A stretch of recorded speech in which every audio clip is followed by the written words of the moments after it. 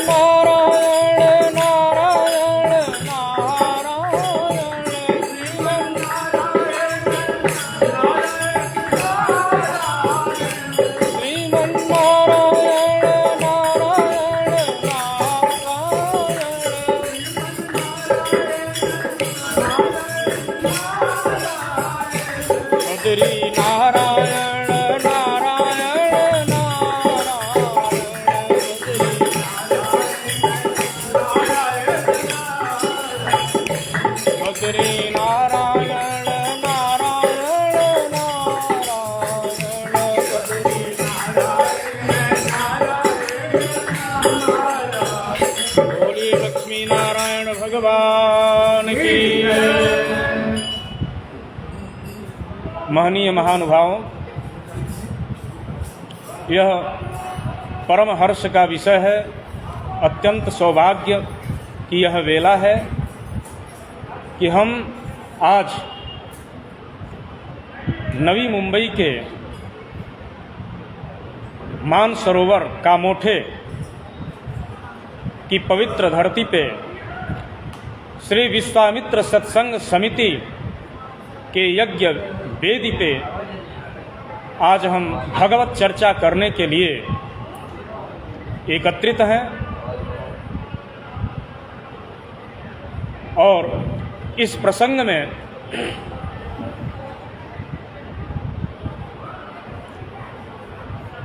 हम श्रीमद् भागवत महापुराण की मानो प्रथम पंक्ति में सत्यनारायण व्रत कथा के महात्म्य की दिशा में या सत्यनारायण व्रत कथा के पावन तट पे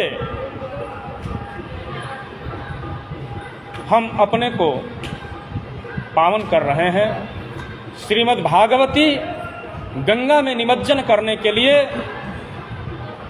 सत्यनारायण व्रत कथा के माध्यम से श्रीमद् भागवत का समर्चन करने के लिए हम लोग उद्यत हैं। इसके पूर्व प्रसंग हम लोग सुन चुके हैं कि नारद जी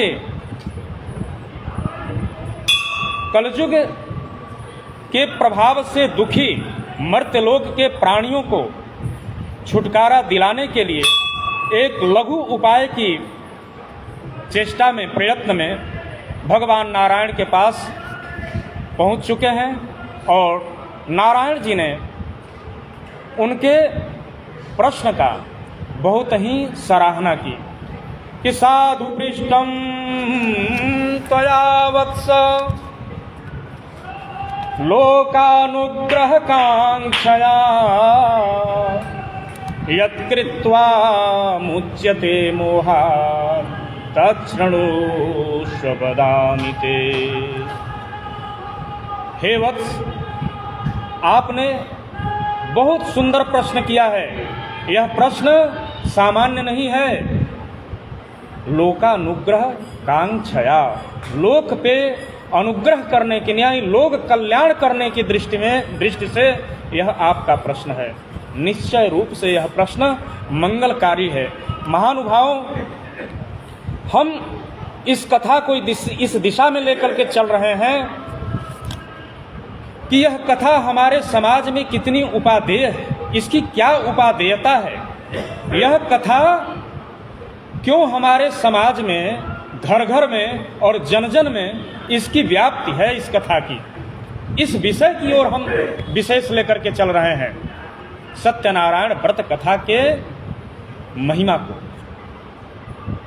यह कथा यह भी सिखाती है कि जब भी विशेष लोगों की संगति हो, विशेष लोगों से प्रश्न करने का, ज्ञान लेने का यदि अवसर मिले, साधु लोगों से, प्रभु से, विशिष्ट से, तो हमें चिंता, मनन या प्रश्न या जिज्ञासा कैसी करनी चाहिए? लोकानुग्रह, लोक के ऊपर अनुग्रह करने वाली, कृपा करने वाला जो है प्रश्न होने चाहिए, कृपा करने वाली चेष्टाएं होनी चाहिए, कृपा करने वाला ही उद्योग होना चाहिए। नारद जी ने यही किया कि ऐसे उन्होंने प्रश्न किया है कि भगवान अपने श्रीमुख से कह रहे हैं कि साधु पृष्ठम त्वया वत्स, हे वत्स, हे नारद, आपने बड़ा ही अच्छा प्रश्न किया है। कैसा प्रश्न है? कि लोकानुग्रह कांक्षया, लोक के ऊपर अनुग्रह करने के आकांक्षा से आपने यह साधु प्रश्न पूछा है। ये नारायण स्वयं अपने मुख से प्रशंसा कर रहे हैं। तो प्रश्न इस तरह का होना चाहिए, प्रश्न निर्विवादी होना चाहिए, प्रश्न में विवाद नहीं होना चाहिए।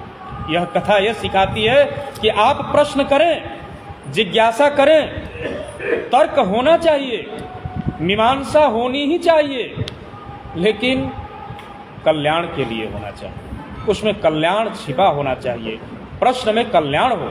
आप देखते हैं हमारे शिक्षा की व्यवस्था ही देखें, परीक्षण की व्यवस्था देखें, कितनी सुंदर गुरुकुल के परीक्षण की व्यवस्थाएं हैं कि गुरु जब प्रश्न पूछते हैं तो उसमें विद्यार्थी का कल्याण छिपा हुआ होता है।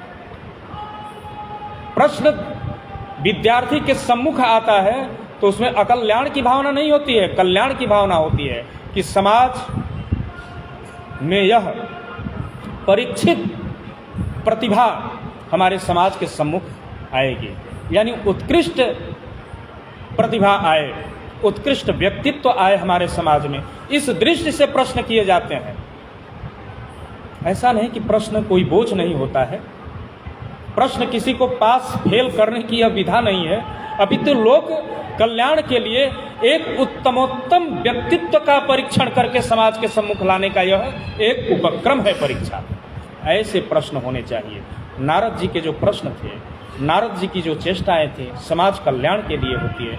यानी यह कथा, सत्यनारायण व्रत की कथा की यह पंक्ति ये सिखाती है कि लोक मंगलकारी हेतु मीमांसा, तर्क और प्रश्न किए जाने चाहिए। यत्कृत्वा मुच्यते मोहात् तच्छृणुष्व वदामि ते। भगवान ने उपाय बताया कि व्रतमास्ति महत्पुण्यम स्वर्गे मर्ते च दुर्लभम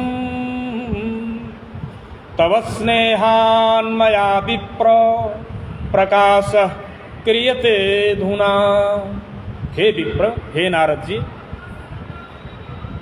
बहुत दुर्लभ व्रत है। व्रतमस्ति महत् पुण्यम। इसका सीधा अर्थ हुआ, भगवान कह रहे हैं कि बहुत पुण्यकारी व्रत है जो स्वर्ग लोक में और मर्त्य लोक में दोनों में ही दुर्लभ है। यह अप्राप्य व्रत मैं आज कहने जा रहा हूँ आपको, जो कि ऐसे नहीं, तव स्नेहान, आपके स्नेह, आपके प्रति इतना स्नेह है कि उस स्नेह के प्रभाव से यह दुर्लभ व्रत मैं आपको उपदेश करने जा रहा हूँ। अब इस पंक्ति की तरफ थोड़ा सा विचार करें कि व्रतमस्ति महत् पुण्यम। माननीय महानुभाव, महत् पुण्य यानी बड़े अच्छे पुण्य से संपृक्त, जो पुण्य से संपृक्त हो उसी को व्रत कह सकते हैं। व्रत अनर्थकारी नहीं होता है। व्रत में पुण्य ही समाहित होता है, उसी का नाम व्रत है। वह व्रत है जिसमें पुण्य हो। कोई बड़े व्रत शब्द का आजकल लोग बड़ा दुरुपयोग करते हैं। अरे उन्होंने तो व्रत ले लिया है कि आज उनका ये कर देंगे। जी नहीं, वो व्रत नहीं हो सकता। व्रत पुण्यकारी होता है। व्रतमस्ति महत् पुण्यम, वही व्रत है जिसमें महान पुण्य छिपा हुआ हो, महान पुण्य से संपृक्त व्रत होना चाहिए, और व्रत होता है। व्रतमस्ति महत् पुण्यम, व्रत तो है लेकिन बहुत पुण्यकारी है। ऐसा व्रत आज उपदेश करने जा रहा हूं नारद। व्रतमस्ति महत् पुण्यम, स्वर्गे मर्त्य च दुर्लभम। स्वर्गलोक में भी वह दुर्लभ है, और मर्त्य लोक में, जहाँ हम लोग रहते हैं पृथ्वी पर, मरण धर्माणो मनुष्य जत्र मनुष्या निवसन्ति स एव मनुष्य लोक मर्त्य। यही मनुष्य लोक है, यही मर्त्य लोक है। तो स्वर्ग में भी दुर्लभ है और मर्त्यलोक में भी दुर्लभ है। ऐसे व्रत का उपदेश आज नारद जी को भगवान विष्णु करने जा रहे हैं। क्यों? रिश्ता क्या है? कहे तव स्नेहान मया है, तव स्नेहान मया विप्र। देखिए, प्रथमस्त वहां कह रहे हैं कि साधु पृष्ठम त्वया वत्स। हे वत्स, तुमने बड़ा ही अच्छा प्रश्न किया। वत्स वहां पर व्यास की वाणी वहां वत्स के रूप में है। नारद का भी विशेषण क्या है? वत्स। भगवान वत्स कह रहे हैं। और जब उपदेश करने की बात आ रही है, शास्त्र जब उपदेश कर रहे हैं भगवान श्रीमन नारायण, तो वहां नारद जी को कह रहे हैं कि तव स्नेहान मया विप्र। हे विप्र, आपके स्नेह से, इतना आपके प्रति स्नेह है कि उस स्नेह के कारण में यह जो है गूढ़ रहस्य, वह दुर्लभ व्रत मैं आपको उपदेश करने जा रहा हूं। विप्र क्यों कहा? उन्होंने वत्स कह दिए होते, नारद कह दिए होते, साधु कह दिए होते, मुनि कह दिए होते, विप्र क्यों कह दिए? तो विप्र जो विद्या के अधिकारी हैं, प्रथम विद्या के अधिकारी हैं। नारायण मुख से यह विद्या निकल रही है। विद्या हवै ब्राह्मण मा जगाम, उपनिषद। ये प्रथम विद्या की जो धारा चली है, श्रृंखला चली है, वह भगवान के श्रीमुख से विप्र के कर्ण में चली है। विप्र को उपदेश हो रहा है। ये जानते हैं कि विप्र के यहाँ जो उपदेश आएगा वह लोक मंगलकारी हो करके लोक में ही वह ज्ञान पुनः संचरण, यानी जन जन तक वह ज्ञान पहुंच सकता है। इसलिए वहाँ नारद जी को उन्होंने विप्र कहा है कि यह प्रथम उपदेश विप्र को हम दे रहे हैं। तो तव स्नेह, और भी स्नेह पूर्वक, आपके स्नेह के कारण इस विद्या को मैं आपको दे रहा हूँ। तव स्नेहान मया विप्र, क्योंकि विप्र को यदि ज्ञान मिलता है तो वह पुनः लोक में एक व्यक्ति को वह ज्ञान मिल जाता है। आगे इसके प्रसंग को और भी मैं खुलासा करूंगा, आप देखेंगे। तो तव स्नेहान मया विप्र प्रकाश क्रियते धुना, आज जो है आपके स्नेह से हे विप्र, हे ब्राह्मण, आपको जो है, हे नारद, आपको मैं यह ज्ञान देने जा रहा हूँ, यह रहस्य का प्रकाशन मैं करने जा रहा हूँ। धारा चली, विद्या कहाँ से चली? नारायण से। उपदेश कहाँ मिला? नारायण के पास। नारायण से कहाँ आ रही है? विप्र के पास। आप इस धारा को देखें, पठन पाठन की हमारी प्रक्रिया देखें, थोड़ा इस समाज का और पुराण का एक समीक्षणात्मक अवलोकन करें, इस पद्धति का अवलोकन करें, शिक्षा के पद्धति का भी अवलोकन आप करें, बड़ा आनंद आएगा इसमें। यह कथा क्यों घर घर में, जन जन में, समाज में प्रसिद्ध है, क्यों इसकी उपादेयता है, इस दृष्टि से थोड़ा इस कथा को देखें। सत्यनारायणस्यैव व्रतं सम्यक् विधानतः कृत्वा सद्य सुखम भुक्त्वा परत्र मोक्षमाप्नुयात्। कृत्वा, सद्य यानी सत्यनारायण भगवान ने इस व्रत का उपदेश किया, सम्यक विधानतः, विधि विधानतः, बड़े ही विधि विधान से नारद जी को बतलाए। और कृत्वा सद्य सुखम भुक्त्वा, बहुत जल्दी ही, यानी इस व्रत को करने के बाद बहुत जल्दी, कम थोड़े समय में सुख की प्राप्ति होती है। नारद जी की यही चिंता थी ना, कि लघु उपायोस्ति, थोड़ा छोटा सा उपाय दीजिएगा, कम श्रम में, कम समय में उपादेय हो समाज के लिए, सब दुख विमुक्त कर दे, ऐसा उपाय। तो ये कह रहे हैं कि सत्य, सत्य माने बहुत जल्दी, शीघ्र ही जो है इस उपाय, ये जो है व्रत करने से लोग सुखी हो जाते हैं।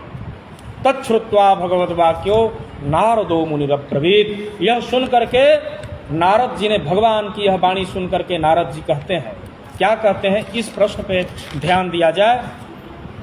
पहला प्रश्न, नारद जी ने इस व्रत को जब लिया तो किया, फिर प्रश्न कर रहे हैं, किम फलम किम विधानम च कृतम केनैव तत्व्रतम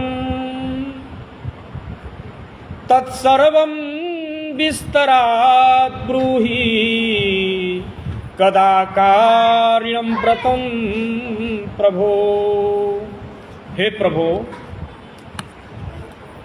क्या फल है इसका, क्या विधान है, क्या विधि विधान है, और किसने किया, किसके द्वारा यह किया गया।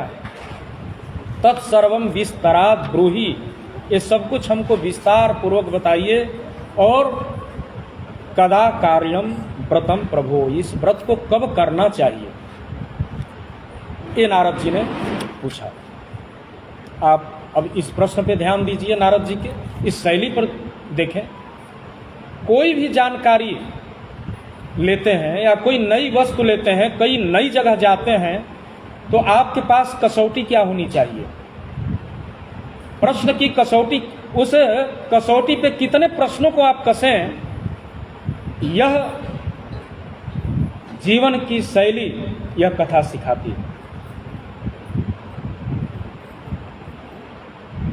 कोई भी नया कार्य या नए प्रसंग में आप जब जाते हैं तो जरूर ऐसे ही प्रश्नों पे विचार आपको करना चाहिए। किम फलम, यह कार्य करने से फल क्या मिलेगा। मान्यवर, किसी भी कर्म के फल का बिना विचार किए यदि आप उस कर्म में प्रवेश कर जाते हैं तो यह आपका मोह है, ये भ्रांति। बाट चलने से बटोही है, बाट की पहचान कर ले।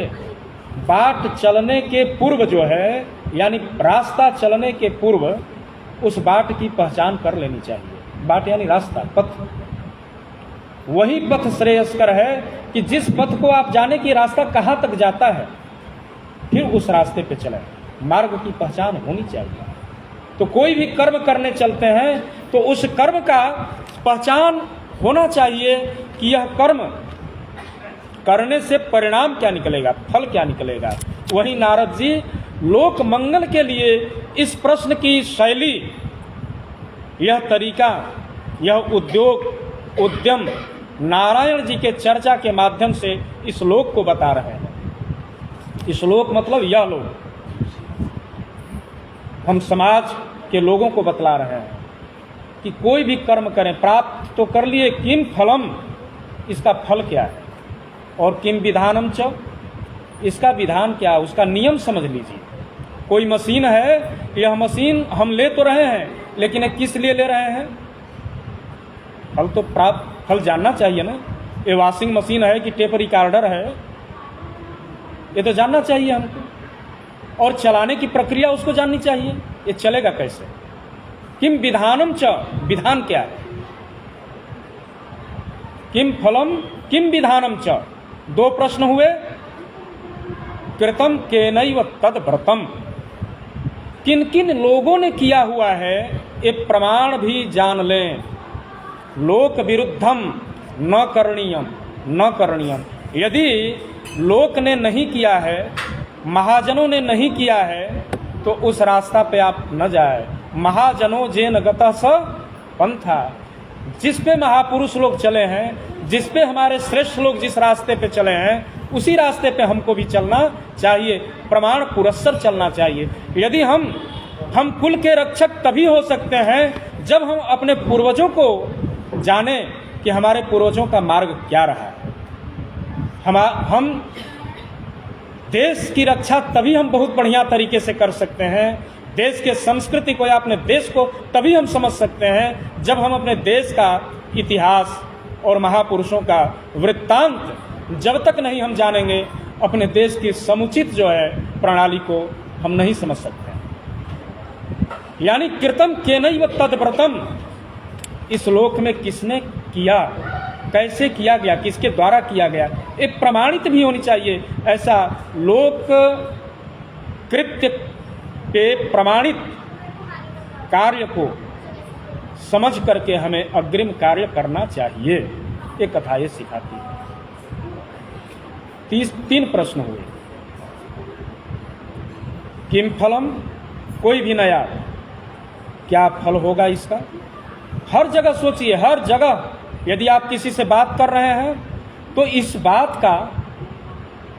बात की क्या प्रतिक्रिया होगी उधर से। यदि हम कोई वृत्तांत कर रहे हैं, कथा कर रहे हैं, तो इस कथा का फल क्या है, ये कुछ रहस्य हम उद्घाटित कर रहे हैं, इसका फल क्या, उसके ऊपर से क्या उसकी प्रतिक्रिया आएगी, फल का परख कर लीजिए। यदि प्रथम प्रश्न में आप फेल कर गए तो फेल हो गए। किम फलम किम विधानम च, क्या विधि है। यदि हम बात कर रहे हैं तो बात करने का तरीका क्या है। सत्य तो बोलने चले, हम सत्य बोल रहे हैं कि नहीं ऐसा ही हुआ था, इसका फल क्या है, फल क्या होगा। किसी की जान बच सकती है कि किसी की जान जा सकती है, विचार कर लीजिए। हम नहीं कह रहे हैं कि आप न बोलें, हम ये भी नहीं कह रहे हैं कि आप असत्य बोलिए, सत्य बोलिए ही नहीं, थोड़ा परखिए। किम विधानम च, नियम क्या है, उस विधि विधान को समझिए। यही ना विधि है कि सत्यम ब्रूयात, सत्य बोलिए, विधि बता दिया। प्रियम ब्रूयात, प्रिय बोलिए, फिर विधि बता दिया। न ब्रूयात सत्यम प्रियम ब्रूयात, ये सब विधि लिंग है। लिंग है ना, 10 लकार होते हैं, तो विधि लिंग, आशीर्लिंग ये होते हैं, तो विधि लिंग है। विधि लिंग मतलब विधि किया जाता है, जिसमें ब्रूयात विधि हो रही है।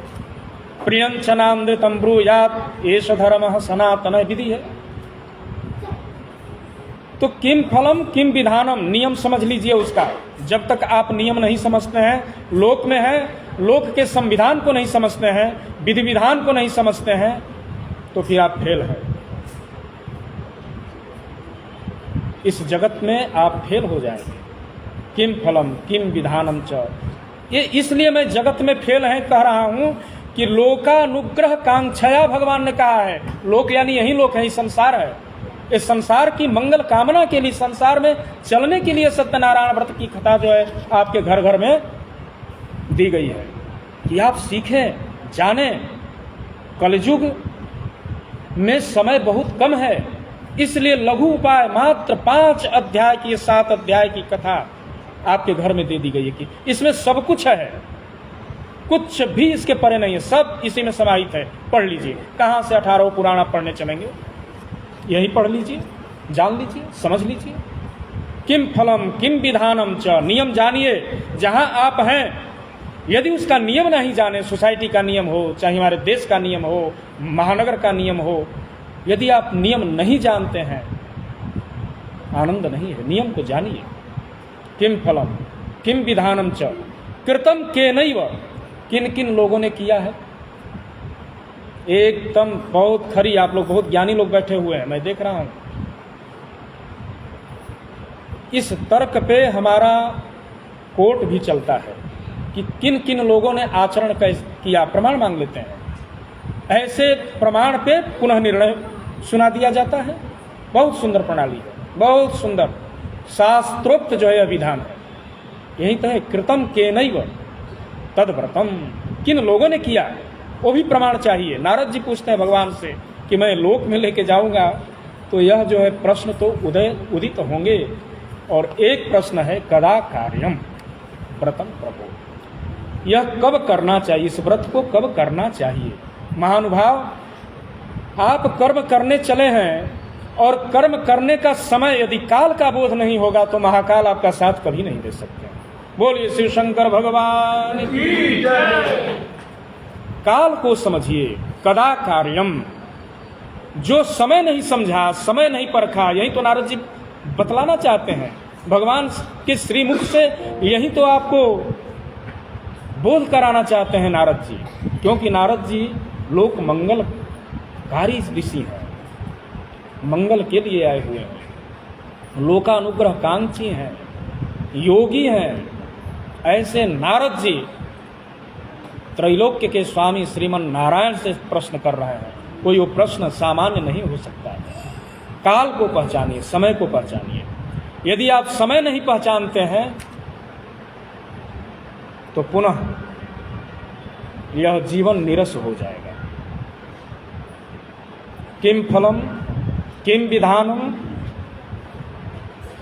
कृतम केनैव तद्व्रतम। आ गई संस्कृत, समझ में आ गई ना?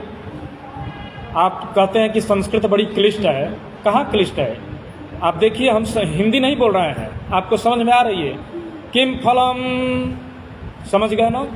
किम फलम किम विधानम च, क्या विधान है? कृतम केनैव तद्व्रतम। समझ में आ गई बात। कदा कार्यम, कब करना चाहिए। कदा माने कब, कार्यम यानी करना चाहिए। कब करना चाहिए, समय। इन 4 प्रश्नों पे हमेशा विचार करना चाहिए। कोई भी कार्य करने से पूर्व, कोई भी क्रिया अपनाने से पूर्व इन 4 प्रश्नों पर अवश्य ध्यान देना चाहिए। यही हमारी सत्यनारायण व्रत की कथा नित्य दिन निश निश यह जो समझाती है, पल पल समझाती है, गृह गृह में समझाती है, जन जन को समझाती है।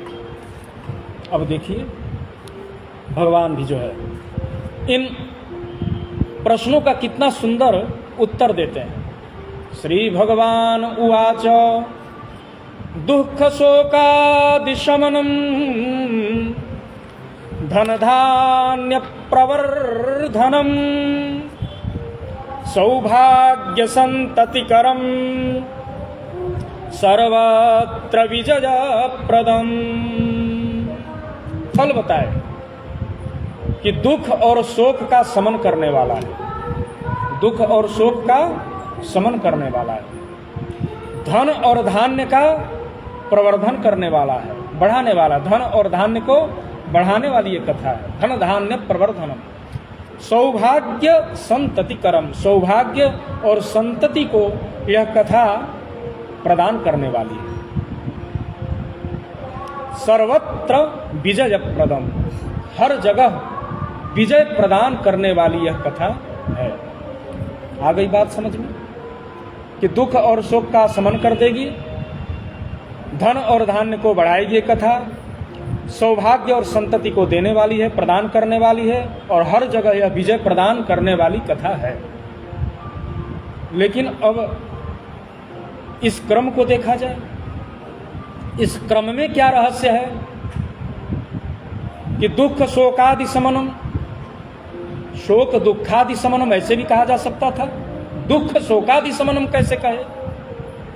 एक क्रम में तो रहस्य है, क्योंकि ये ऋषि वाणी है, भगवान व्यास की यह वाणी है, पुराण के माध्यम से हमारे पास जो आई है भगवान व्यास की वाणी है। इसे नारद जी सुन रहे हैं। प्रथम इसके जो तो कोई सामान्य यह क्रम नहीं होगा मान्यवर।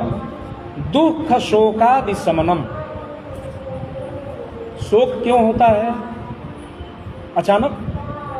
शोक का जनक कौन है? दुख।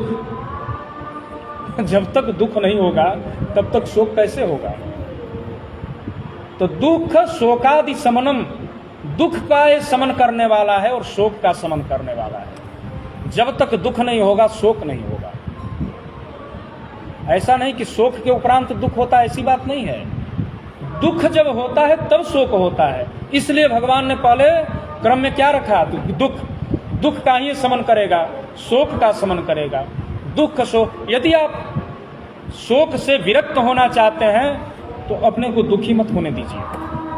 ये कथा ये सिखलाती है। शोक यानी चिंता,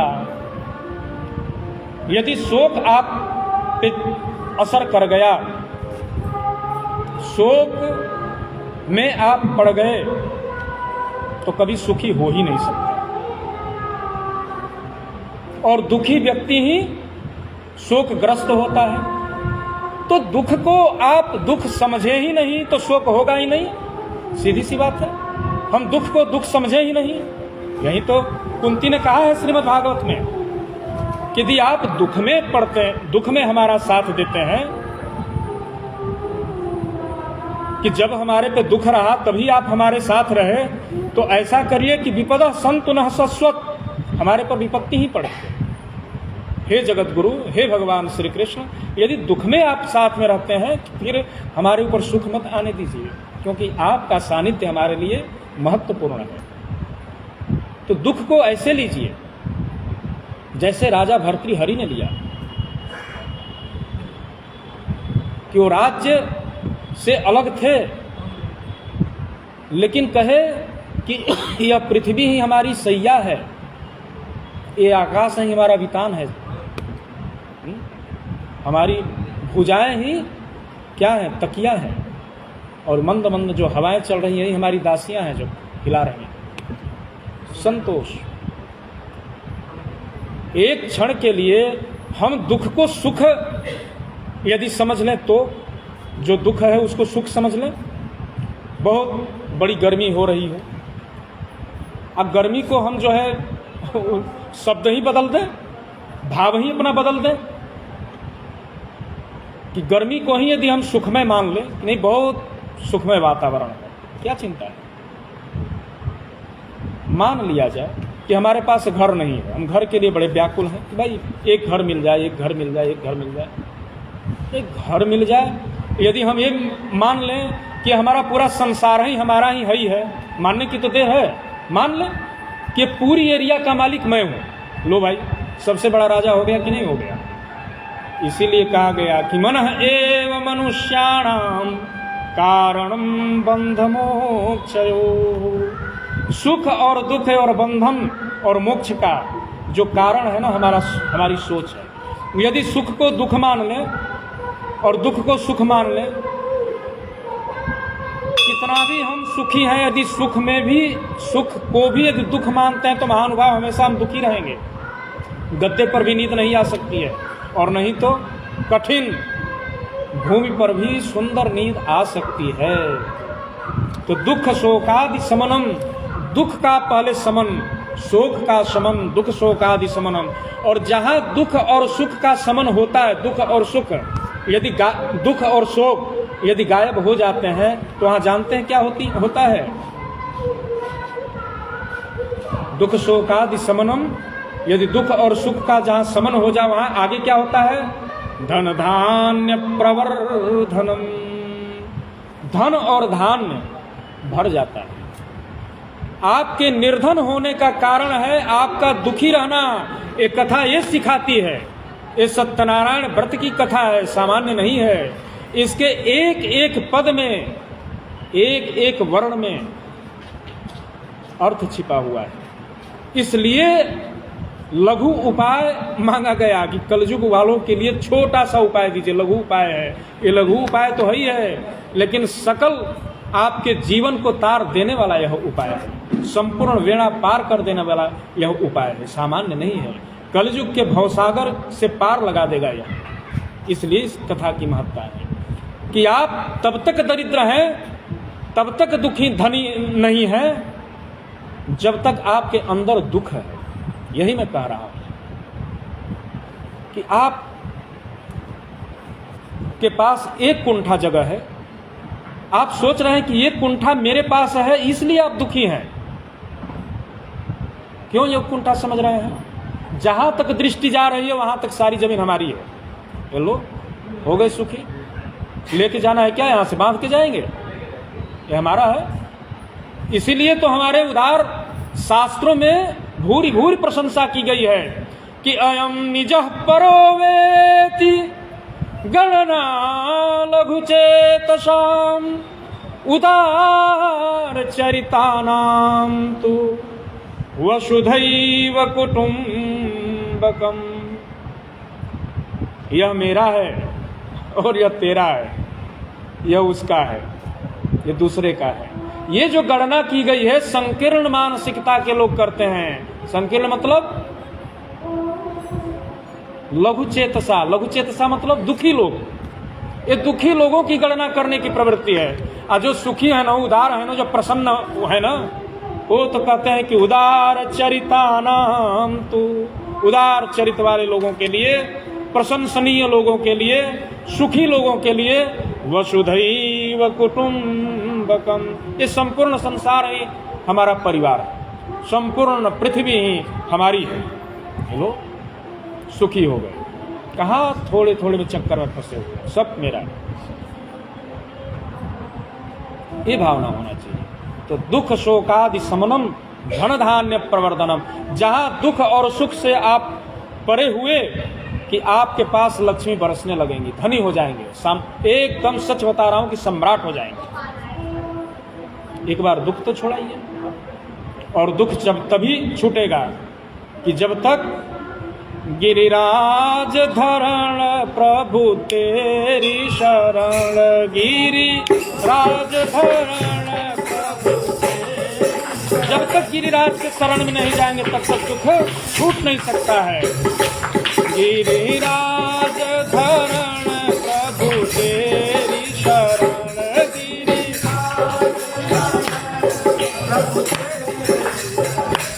प्रभु तेरी शरण, प्रभु तेरी शरण, प्रभु तेरी शरण,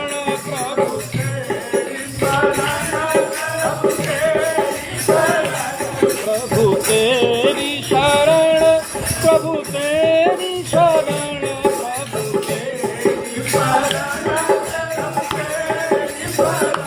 गिरिराज धरण प्रभु तेरी शरण, गिरिराज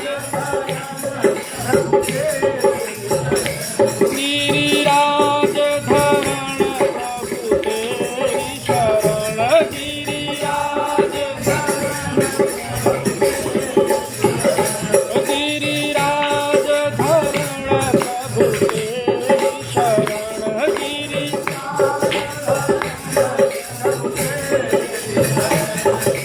जब तक भगवान गिरिराज के शरण में नहीं जाएंगे, श्रीमन नारायण के शरण में नहीं जाएंगे, उदार सबके प्रति उदार नहीं बनेंगे, सिय राम मैं सब जग जानी, करौ प्रणाम जोरि जुग पानी, उदार चरितानाम तो वसुधैव कुटुंबकम, सर्वे भवन्तु सुखिना की भावना जब तक नहीं आएगी तब तक आप दुख से विमुक्त नहीं होंगे। शोक से विमुक्त नहीं होंगे और धन धान्य प्रवर्धनम, आपका धन और धान्य बढ़ेगा ही। धनी यदि होना है, बहुत बड़ा राजा होना है, तो आपको उदार चरित्र वाला होना ही पड़ेगा। ये भी है। ये कथा की जो पंक्ति है कई कई अर्थ में आपको लेकर के जाती है।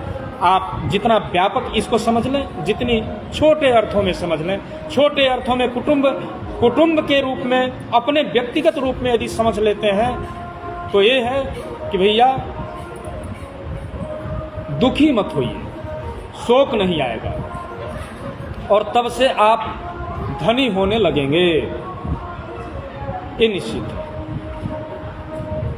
देखिए, धन की देवी कौन है? माता लक्ष्मी। ये रहस्य, एक छोटा सा रहस्य बता रहा हूं। धन की देवी कौन है? माता लक्ष्मी। माता लक्ष्मी कहाँ रहती है? श्री हरि के पास रहती है। और श्री हरि का निवास कहाँ है? आपके हृदय में है। कोई गलत तो नहीं बोल रहा हूं? शास्त्रोक्त बात है कि नहीं है कि संपूर्ण प्राणियों के हृदय भाग में ईश्वर निवास करते हैं।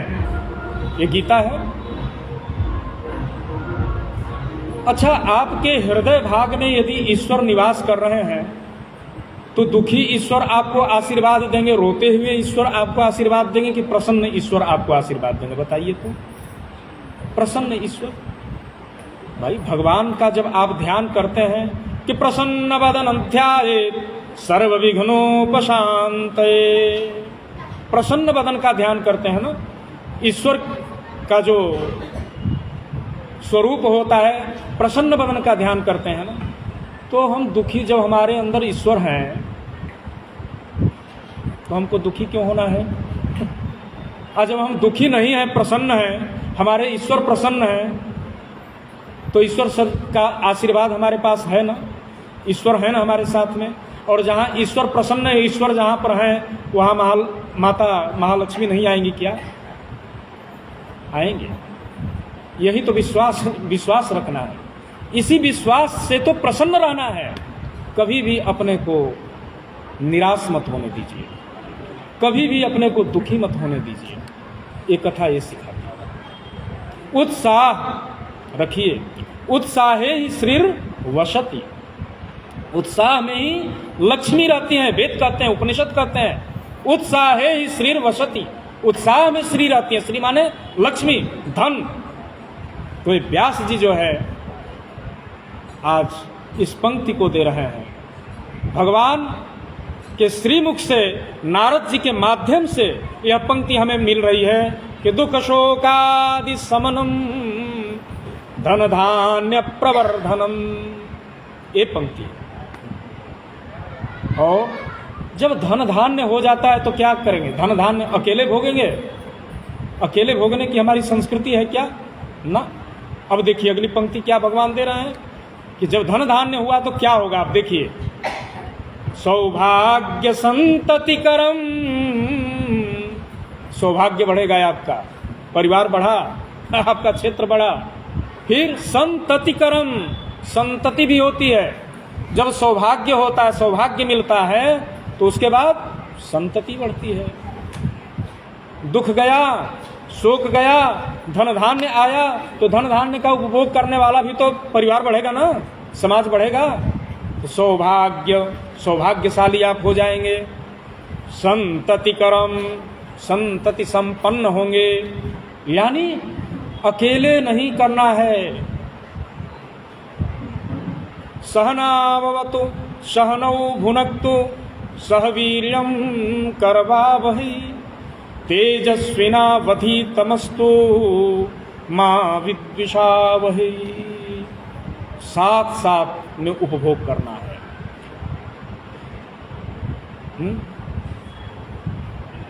अकेला नहीं खाना है, सबको बांट करके खाना है। ये हमारी संस्कृति है। एक बात बता रहा हूं, संतति कर्म की जो बात आ रही है, हम सोचते हैं कि हम अपने संतान का पालन कर रहे हैं, परिवार का पालन कर रहे हैं, हमारे ये नातेदार हैं, कोई बच्चा के रूप में, कोई बेटी के रूप में, कोई पत्नी के रूप में, बहन के रूप में, माता पिता के रूप में, चाचा ताऊ आदि के रूप में, चचेरे भाई के रूप में, फूफा के रूप में, बुआ के रूप में, ये तो हम समझ रहे हैं।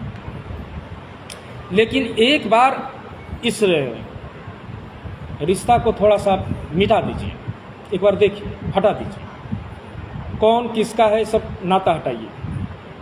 अब कौन लोग हैं, कौन किसका है, कहाँ से आया है, कौन आया है, आप देखें, वसुधैव कुटुंबकम हो जाएगा। यानी वो संपूर्ण जो है परिवार आपका वसुधा संसार बन जाएगा, संपूर्ण संसार वो बन गया, बिल्कुल अलग वातावरण, अपरिचित वातावरण। अरे कौन है, ये किस प्रारब्ध से आपके पास आ रहे हैं, आप किसकी सेवा कर रहे हैं, बच्चे की सेवा कर रहे हैं अपने, लेकिन एक विचार करिए तो आप नारायण की सेवा कर रहे हैं, आप ननद की सेवा कर रही हैं। आप एक बार विचार करिए तो उसके हृदय में ईश्वर हैं, आप भगवती की सेवा कर रही हैं, सास की सेवा कर रही हैं, भगवती है, ससुर हैं, देव हैं, किसकी सेवा आप कर रहे हैं, वो हर एक प्राणी के रूप में ईश्वर की सेवा आप करते जा रहे हैं। इसीलिए तो हमारे भारतीय संस्कृति में गृहस्थाश्रम की प्रशंसा है कि जिसका गुणगान देवता लोग तक कर रहे हैं। आप सामान्य सेवा नहीं कर रहे हैं। जो व्यक्ति परिवार की सेवा कर रहा है वह व्यक्ति नित्य प्रतिदिन यज्ञ कर रहा है और तीर्थ कर रहा है, मान कर रखिएगा। आप अपने माता पिता बाल यानी आबाल वृद्ध यदि परिवार की सेवा कर रहे हैं, कर रही हैं, तो मान के चलिएगा कि प्रतिदिन आप नारायण की सेवा कर रही हैं, प्रतिदिन भगवती की सेवा कर रही हैं, और इस अवसर को चूकना नहीं चाहिए, ये करते रहना चाहिए। तो सौभाग्य संतति कर्म, अर्थात जो आपको धन धान्य प्रवर्धन जो मिला हुआ है वह संपूर्ण जो है बांट करके खाने के लिए और खिलाने के लिए मिला हुआ है। सबको खिलाते जाइए, सबको बांटिए, सबको दीजिए, 2 हाथ से कमाइए और सहस्र हाथ से बांटिए, ये हमारी संस्कृति है। और दान देने से, बांटने से, खिलाने से, लालन पालन करने से, उपकार करने से न धन कम होता है न बल कम होता है। दानशीलो भवेत् राजा यज्ञशीलस्य भारत, महाभारत में युधिष्ठिर को कहा जा रहा है कि दान करने वाला व्यक्ति और यज्ञ करने वाला व्यक्ति राजा ही होता है। और राजा बली होता है, राजा धनी होता है, राजा प्रतापी होता है, राजा धर्मात्मा होता है, राजा शिखरस्थ होता है, राजा शेखर होता है। तो दान की महिमा है, बांट करके खाइए, खिला करके खाइए।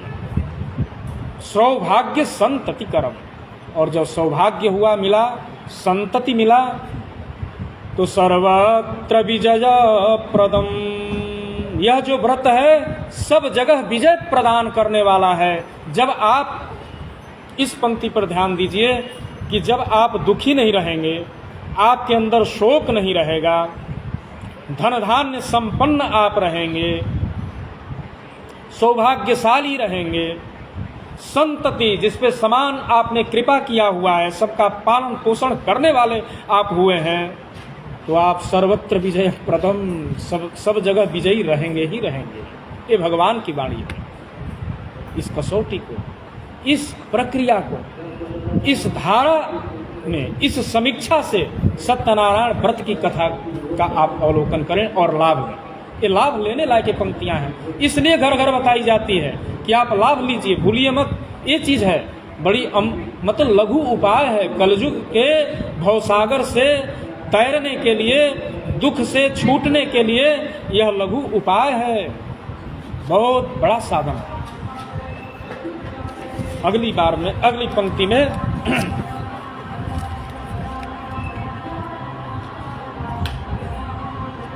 करें कि यस्मिन् कस्मिन् दिने मर्त्यो भक्ति श्रद्धा समन्वितः। भगवान का नारद जी का और क्या प्रश्न था? कदा कार्यम किम फलम किम विधानम च कृतम केनैव तद्व्रतम, और चौथा था कदा कार्यम। आप ध्यान दिए होंगे कि किम फलम, फल बता दिए भगवान, अभी विधानम नहीं बताए, विधान आगे आएगा। कदा कार्यम, फल और कब करना चाहिए, तो वो कदा कार्यम पर विचार कर रहे हैं। कहे कि यस्मिन कस्मिन दिने मर्त्यो भक्ति श्रद्धा समन्वितः, यस्मिन कस्मिन दिने मर्त्यो भक्ति श्रद्धा समन्वितः सत्यनारायणम देवम यजे चैव निशामुखे। कहे कि यस्मिन कस्मिन,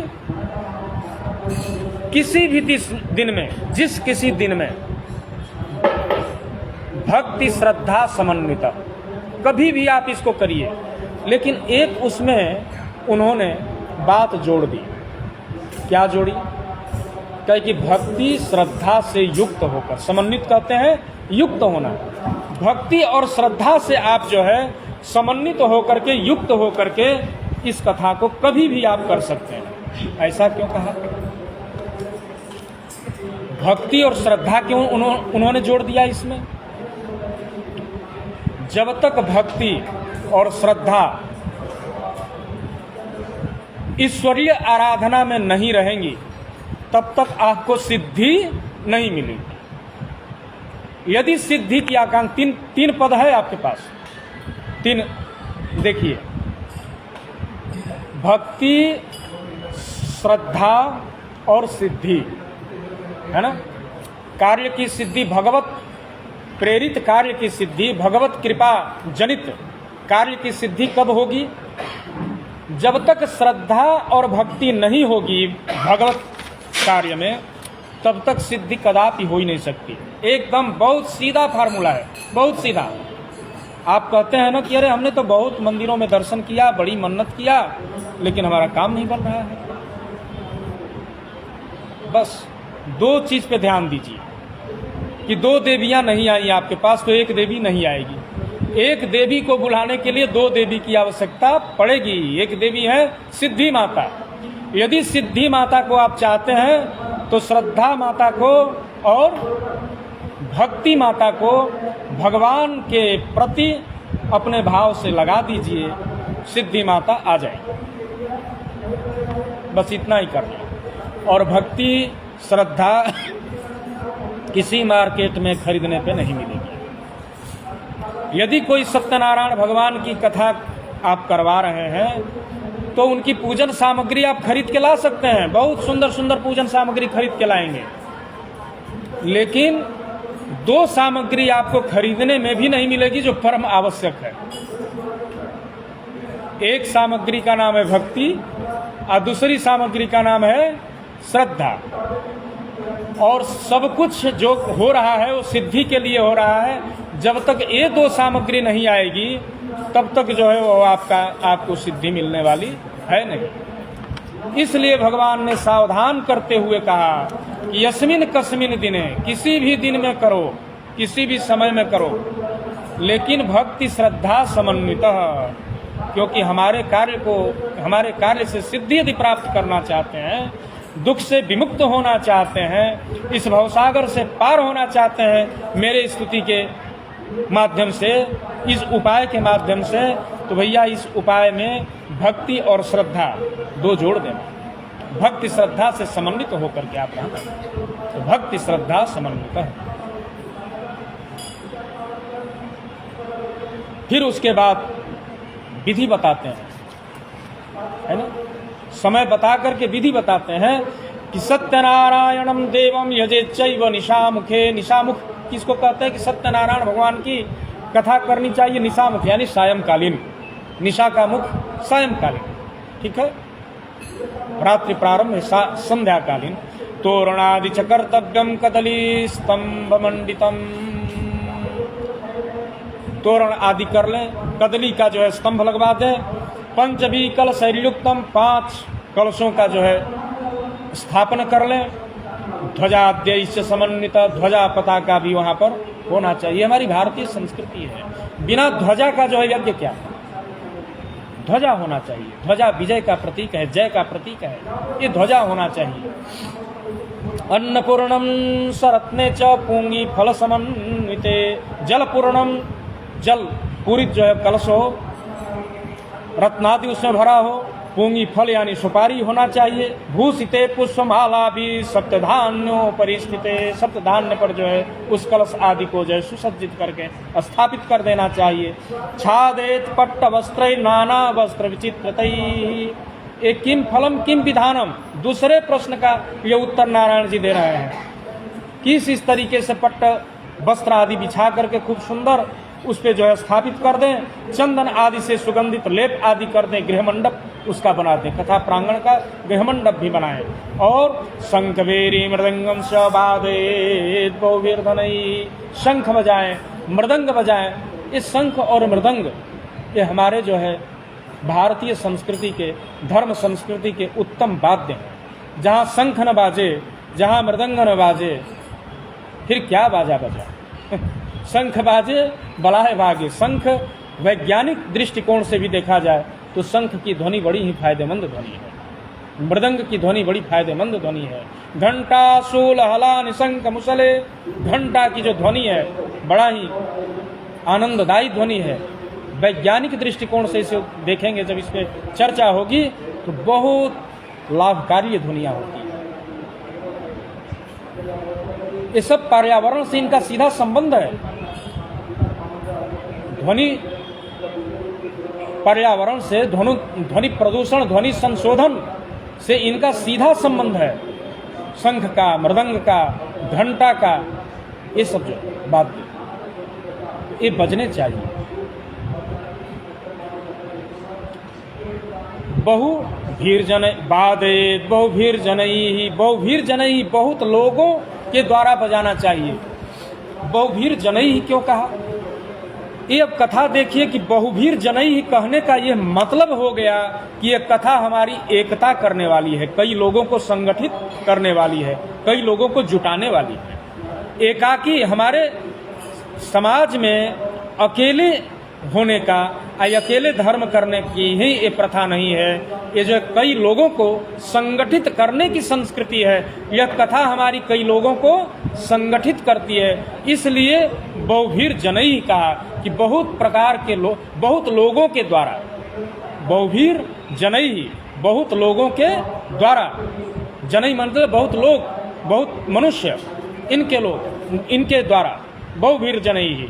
नाना मंगल चारस्तु कर्तव्यम निज सज्जनई, अपने निजी सज्जनों के द्वारा, सज्जन शब्द का इन्होंने प्रयोग किया कि जो अच्छे लोग हैं, सत्यजन, सज्जन, सच्चे, सत्य हृदय वाले, निर्मल हृदय वाले लोग, भले मानुष हों, कुवासनाओं से ग्रसित न हो, कुविचारों से ग्रसित न हो, द्वेषी लोग न हो, विद्रोही लोग ना हो, दूसरे के प्रति अपकार करने वाले लोग ना हो, उपकार करने वाले लोग हों, ऐसे लोग, सज्जन लोग, सज्जनई ही। संध्यायाम नियमम कृत्वा दंत धावन पूर्वकम, संध्या में नियम कर ले, दंत धावन आदि कर ले।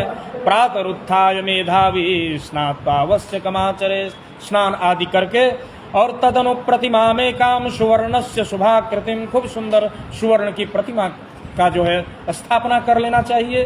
कारयेद वित्तमानेन स्थापयेच्च यथा विधि, वो सुवर्ण की प्रतिमा अथवा कोई भी प्रतिमा अपने वित्त के अनुसार, अपने सामर्थ्य के अनुसार कर लेनी चाहिए, ये इन्होंने कह दिया।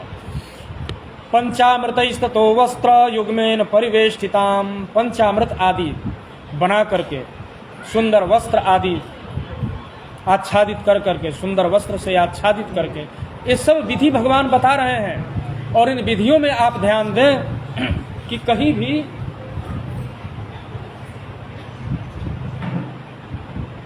सारी विधियां सात्विक विधियां हैं, सत्व विधि को भगवान बतला रहे हैं। फिर चंदनेन सुगंधेन पुष्पै कालोद्भवै फलै, चंदन से, सुगंध से, पुष्प से, और उस ऋतु में जो हुआ फल है, उस फल से अर्चन करना चाहिए। नैवेद्यम भक्ति तो दद्यात् सपादम भक्ष्यमुत्तमम। नैवेद्यो भक्तितम दद्यात्, ये नैवेद्य चढ़ाना चाहिए। कैसे नैवेद्य? भक्ति तो दद्यात्। कभी भी जब भी नैवेद्य की बात आती है, भोग प्रसाद की जब बात आती है, तो वहाँ भक्ति शब्द भगवान ने जोड़ा है कि नैवेद्यम भक्ति तो दद्यात्। नैवेद्य जो है भक्ति पूर्वक नैवेद्य लगाना चाहिए। नैवेद्यम भक्ति तो दद्यात् सपादम भक्ष्यमुत्तमम। रंभा फलम घृतम क्षीरम गोधु मत्स्य चूर्णकम। केला आदि कदली फल वगैरह उसका उपाय कर लेना चाहिए। घृत का उपाय करना चाहिए। गेहूं का चूर्ण यानी आटा वगैरह का उपाय कर लेना चाहिए। सब सामग्री बता रहे हैं। रंभा फलम घृतम क्षीरम गोधू मत्स्य चूर्णकम अभावे शाली चूर्णम वा शर्करा चुकुटम तथा। और यदि ये सामग्री नहीं मिल रही है, अभाव है, तो शर्करा और गुड़ आदि जो है शाली चूर्ण वगैरह लेकर के भी इस कथा को की जा सकती है। शपादम सर्वभक्ष्याणि चैकीकृत्य निवेदयेत् विप्राय दक्षिणाम दद्यात् कथाम श्रुत्वा जनैः सह। ये सब कुछ जो है एक ही कृत्य करके मिला करके भगवान को निवेदन करना चाहिए। और विप्राय दक्षिणाम दद्यात्, विप्र को जो है दक्षिणा देकर के ही कथा सुननी चाहिए, ये भी कह रहे हैं। और कैसे? श्रुत्वा जनैः सह, सब लोगों के साथ यह कथा सुननी चाहिए। अर्थात यह कथा पूरी विधि विधान सम्मान, यानी ब्राह्मण को दक्षिणा देना, यह भी सम्मान के साथ एकीकृत करके, यानी सबको इकट्ठा करके, यानी एकत्रित करके समाज को यह सुनने का विधान भगवान कर रहे हैं। यानी यह कथा सामाजिक एकता को भी दर्शा रही है कि इस कथा के माध्यम से समाज में एकता होनी चाहिए, लोगों को इकट्ठा होना चाहिए, संगठित रहना चाहिए। इसीलिए बता रहे हैं कि संगे शक्ति कलौ युगे, कलयुग की एक कथा है ना, कलयुग के लिए कथा है ना। तो कलयुग में संघ यानी संगठन यानी एकत्रित रहना, यह बहुत बड़ा बल है। और एक कथा यह भी बता रही है कि कथा श्रुत्वा जनैः सह, लोगों के साथ में इस कथा को सुनना चाहिए। अर्थात संगठित होना, हर मनुष्य एक दूसरे से संगठित रहे, एक दूसरे को जाने। यह कथा जो है मनुष्य को संगठित रहने की कला सिखाती है। हम अपने अवसान समय की तरफ हैं और आरती का समय है। समय कितना हो रहा है?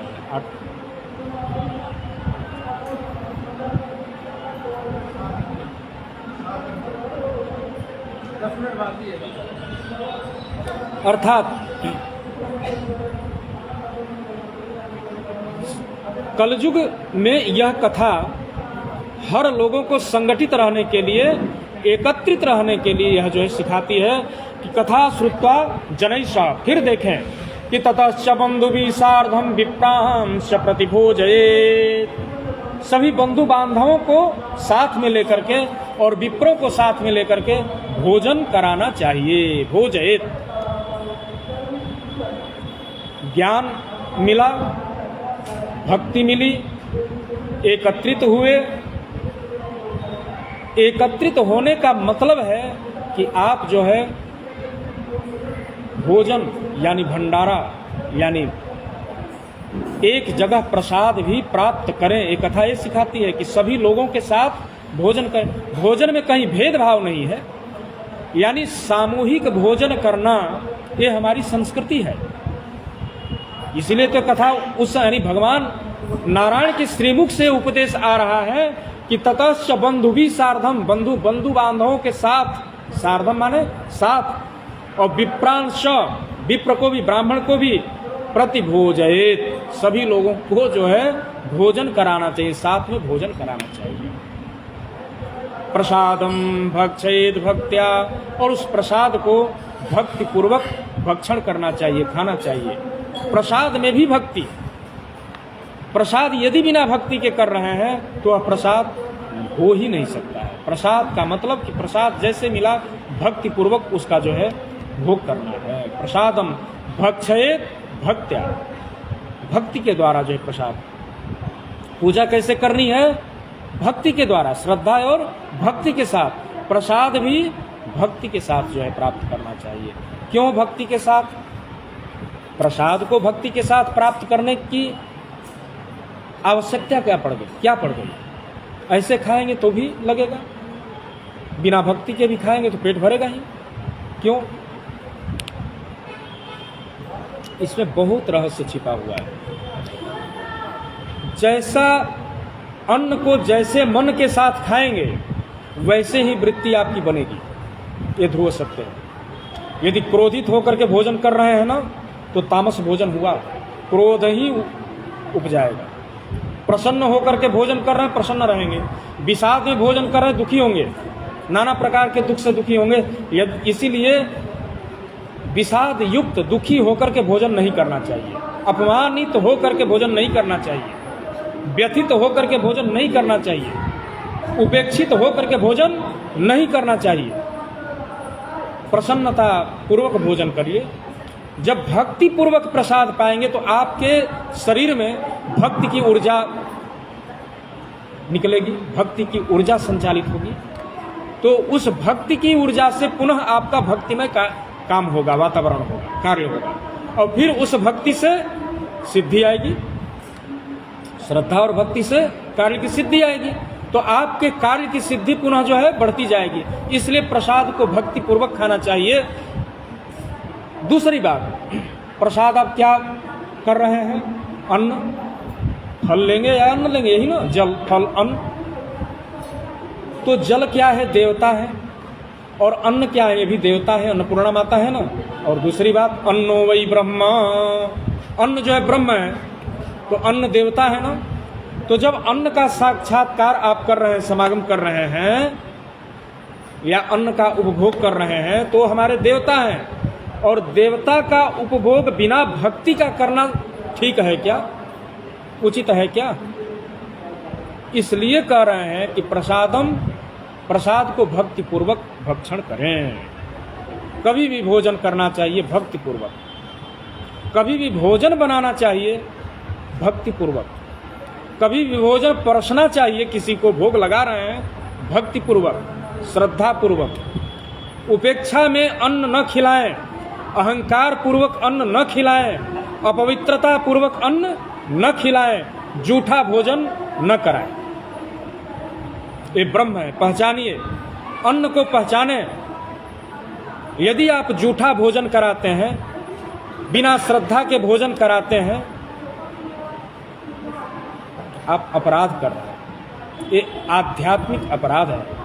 ईश्वर के दृष्टि में, ईश्वर के घर में अपराध ही अपराध है। अन्न पर बड़ी ध्यान रखना चाहिए। जैसा खाएंगे अन्न वैसा होगा मन। अन्न भी हर जगह नहीं खाना चाहिए। अन्न कहाँ खा रहे हैं?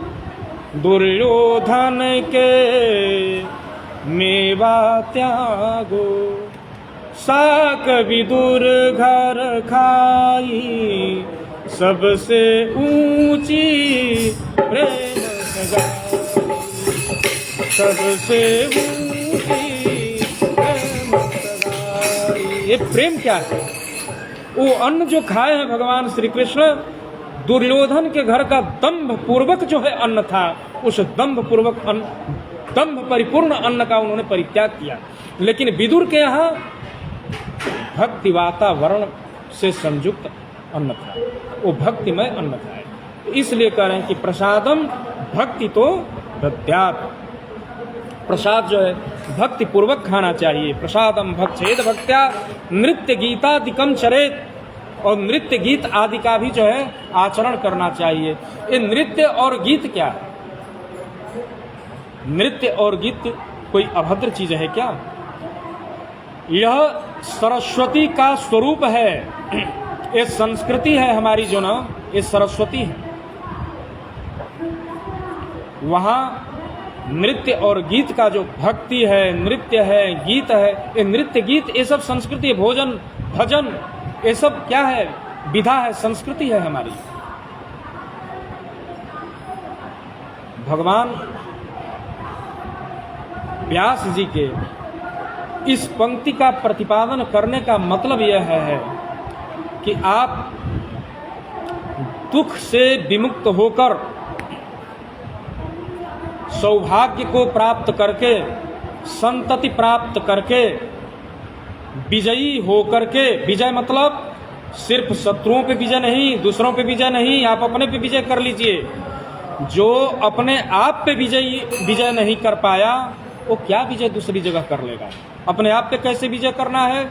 अपने क्रोध पे, अपने लोभ पे, अपने मोह पे, मात्सर्य पे, द्वेष पे, राग पे, ये सब कुवासनाओं पे विजय करना है ना। सर्वत्र विजय प्रदम, सभी जगह विजय। अरे जो अपने आप को नहीं जीत सका वो दूसरे को क्या जीत गया। पहले अपने को तो जीते फिर दूसरे को जीतिए। और जो अपने को जीत लिया उसे दूसरों को जीतने की जरूरत पड़ेगी ही नहीं। ये है विजय का। भगवान कहते हैं ना कि जेहि जय हो ही सो चंदन आना, जेहि जय हो ही सो चंदन आना, सौरज धीरज जेहि रथ जागा, सौरज धीरज जेहि रथ जागा, सत्य तीन तृण ध्वजा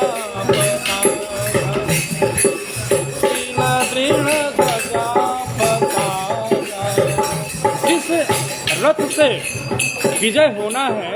वह विजय जो है वह विजयप्रद रथ कोई दूसरा ही है। रावण रथी बिरथ रघुबीरा, देख विभीषण भयउ अधीरा। रावण रथ पे है और रघुवीर जी बिना रथ के हैं, और उनके जो परम सखा हैं विभीषण जी, सखा बड़े अधीर हो गए कि हे प्रभु, त्रैलोक के विजयी मानिए रावण है और रथ पे चढ़ा हुआ है, आप बिना रथ के हैं, आपके पैरों में नाथन रथ नहीं पदतन त्राणा, पद में जो है खड़ाऊ भी नहीं है ठीक से, रथ भी नहीं है, आप विजय कैसे प्राप्त करेंगे। रामचंद्र जी कहे कि जो रथ, जिस रथ से विजय होने वाला है ना, वो रथ हमारा कुछ दूसरा है, वो चंदन हमारा कुछ दूसरा है। रामचंद्र जी जितेंद्रिय थे, वो जीत चुके थे। अपने जो इंद्रिय को जीत लिया हो, दूसरों को जीतते कितना देर लगेगा, इस रहस्य को विभीषण जी नहीं जानते थे और जीत चुके थे। इसलिए कहे कि सौरज धीरज तेहि रथ चाका, सत्यशील दृढ़ ध्वजा पताका। असत्य पे विजय प्राप्त कर चुके थे भगवान श्री रामचंद्र जी। ये जानते थे कि जब असत्य पे हमने विजय प्राप्त कर लिया है तो इस असत्य को जीतने में कितना देर लगेगा, जीत लूंगा। ये कहे कि हम जीते हुए, जितेंद्रिय थे। जो जितेंद्रिय है वो जीत चुका है सभी को। इसलिए सर्वत्र विजय प्रदम, सब कुछ विजय मिलता है, हर जगह व्यक्ति विजयी हो जाता है। ये कथा इस भाव में ले जाती है कि आप दुख शोक आदि से छूट करके, दुख शोक आदि समनम, धन धान्य आदि की प्राप्त करके, सौभाग्यशाली होकर, संतति संपन्न होकर और विजयी होकर के सभी लोगों के साथ में मिलजुल करके, भोजन भजन करके, नृत्य गीत आदि करके अपने जीवन को आनंदित कर लीजिए। बोलिए राजा रामचंद्र भगवान की, श्री सत्यनारायण भगवान की। ये आनंदित होने का, नृत्य गीत करने का, नृत्य गीतादिकम चरे, नृत्य गीत करने तक का, नृत्य गीत करने का मतलब आनंदित हो जाना, एकदम मगन हो जाना। ये जो है नृत्य गीत तक, यानी कहाँ से, दुख शोक आदि समनम से लेकर के, दुख शोक छूटने से लेकर के नृत्य गीत तक, इस क्रम में यह कथा आपको ये सिखाती है कि एक क्रम होना चाहिए आपका, इस तरह से क्रम होना चाहिए। ऐसे जीवन आपका सुखी, आह्लादित और प्रसन्न हो सकता है, होगा। ये इस धारा में सीता राम राम राम सीता राम राम राम सीता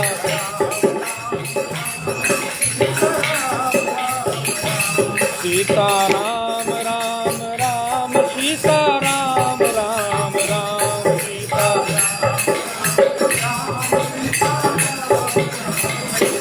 सीता राम राम राम सीता राम राम राम सीता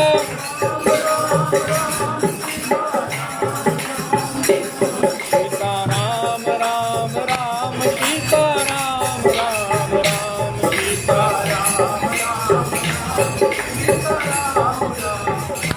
सीता राम राम राम राजा राम राम राम सीता राम सीता राम राम राम राजा राम राम राम सीता सब बोले सब लोग सीता राम राम राम राजा राम राम राम सीता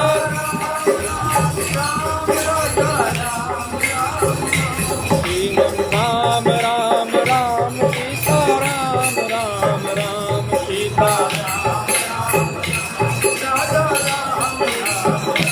सीता राम राम राम सीता राम राम राम सीता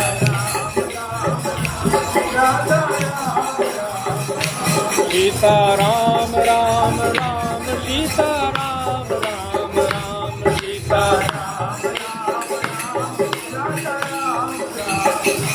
सीता राम राम राम सीता राम राम